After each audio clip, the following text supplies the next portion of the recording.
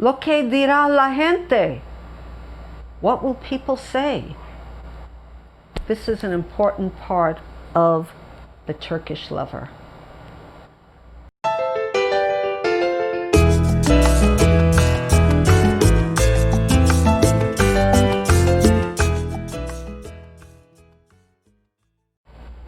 Aloha and welcome back to my channel. This is my first ever review of a book, and I felt like I had to review it. It's The Turkish Lover by Esmeralda Santiago. This is part of a trilogy. Her first book was When I Was Puerto Rican and Almost a Woman. I read some of When I Was Puerto Rican, but I don't remember it. I read it so long ago. And I haven't read Almost a Woman, but I have an idea about what it was about. The first part of the trilogy is when she lives in Puerto Rico and when she grows up in Puerto Rico, and then coming to New York. And I don't know, When I Was Almost a Woman, it has to do, I think, with her tumultuous relationship with her mother, but I'm looking forward to finding that out. And this is the third part of the trilogy, The Turkish Lover. In the beginning of the book, she's leaving her mother, her family, for a man that she loves, el hombre que yo amo, as she says in the book. And she follows him a lot of places around the United States. And we know from the beginning that he's a sleazebag. He's not a good person. But she loves him, or thinks she loves him, and wants to get away from her life in New York. This book came very close to my own life. And in the beginning, I really loved it. She talks about places that I've been to. For example, Snelling and Snelling Employment Agency, or the High School of Performing Arts, where she went to and where I was accepted and my mother didn't let me go to. But that's another story. She's a beautiful woman, young woman, and she's very talented and very smart. But knowing how we are brought up in poverty, we are brought up, especially if you're either bicultural or a person of color. I'm Puerto Rican, but I present as white, so I didn't have the same experiences as Esmeralda Santiago had. But I understood a lot of what the book is saying. And she was brought up very Puerto Rican, as was I, in the sense that we're always conscious of what people would say, que dirán. And that's almost like a theme of the book. And I really enjoyed that, how she peppered that all over the book. Let me say what I liked about it first. What I liked was that she's a wonderful writer. Her settings, her paragraphs, the way she does her scenes makes you want to keep on reading it. We could have met in the 70s. That's how close she is to my age. I thought she was younger because this was written in 2004, but she's actually a few years older. And that really brought me the flavor of New York City and the other places that she visited, like Fort Lauderdale, Florida, and the Panhandle of Texas, where I've never been. She has a wonderful sense of place, which is really excellent. I have to preface this book by saying that I'm a memoir writer, so I'm usually very picky about how a memoir is written. So if I have to say what I didn't like about the book, I have to say that it's overwritten. And what I mean about this is that there are scenes in this book and there are characters in this book that could have been dropped without harming the plot. And she does go back and tie up the loose ends, but I still think that the book didn't need as much of these characters, that didn't really add that much to her story. Now back to the Turkish Lover, Alvi, or Ulvi, I don't know how to say it. He's obviously a con artist, sleazy, and he doesn't even call her by her name. He calls her Chiquita, which means small. And he's 17 years older than her. And everyone is telling her why she should leave him. And she's not ready to leave him, all the way to the end of the book, in fact. And a lot of reviewers have said, oh, she made so many mistakes. You know, why did she stay with him? You know, but like I said, I understand. In the beginning of their relationship, Ulvi is almost dismissive of her, at times aggressive. He even pushes her a few times, but she stops that.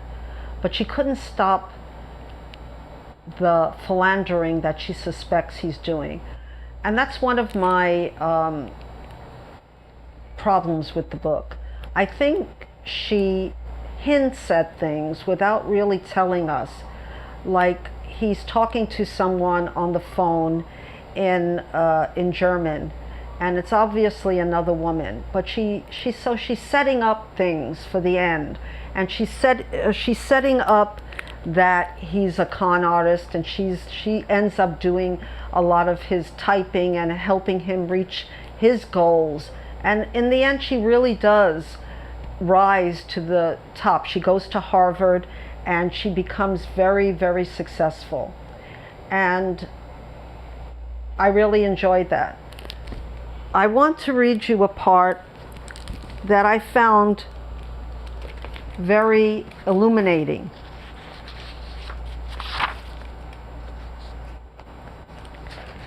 They're having one of their famous fights.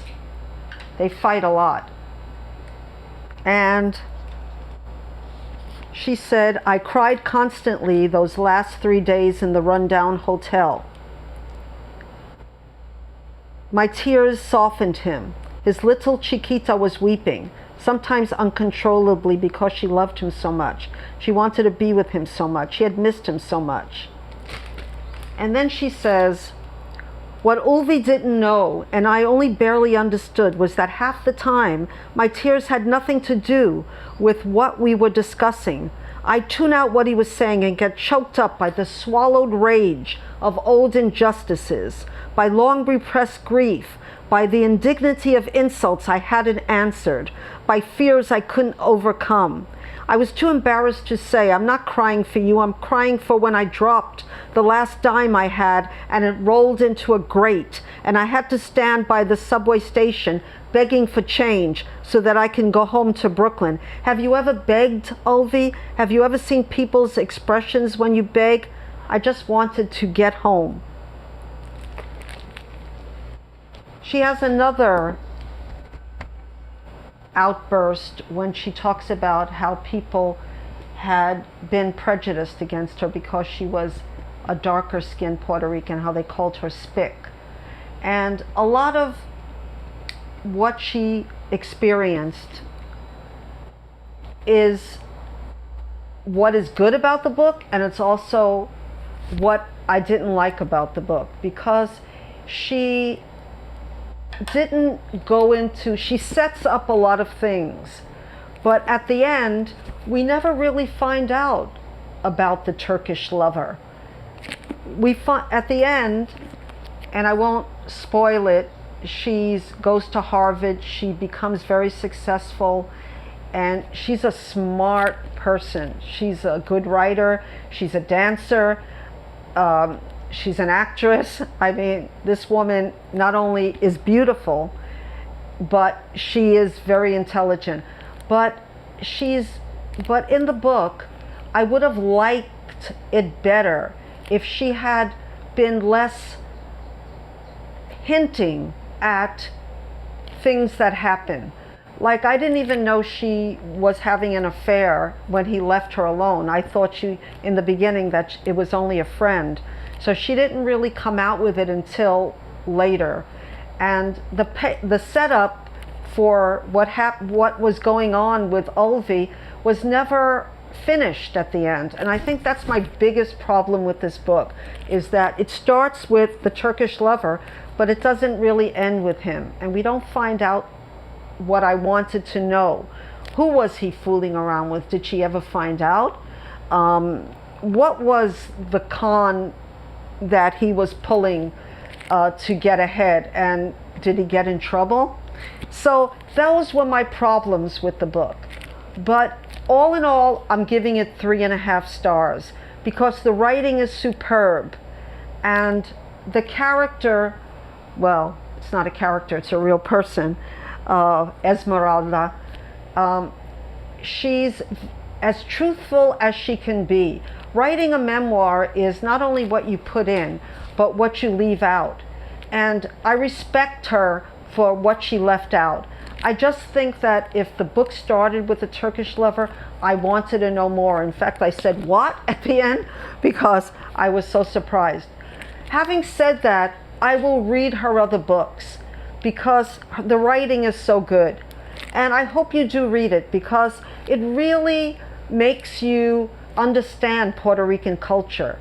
And it brought me back to my roots and to my father, who was also born in Puerto Rico, though I wasn't. So I'm having to say I recommend this with the caveats that I brought out. And I hope you, if you read it or if you've read it, please tell me in the comments below what you thought of it. Did you disagree with me? Did you agree with me? I really would like to know.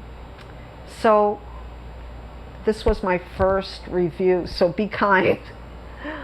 I'm a little nervous, but I hope you enjoyed it, and please come back and subscribe to my channel and hit the notification bell, like, share if you're so inclined.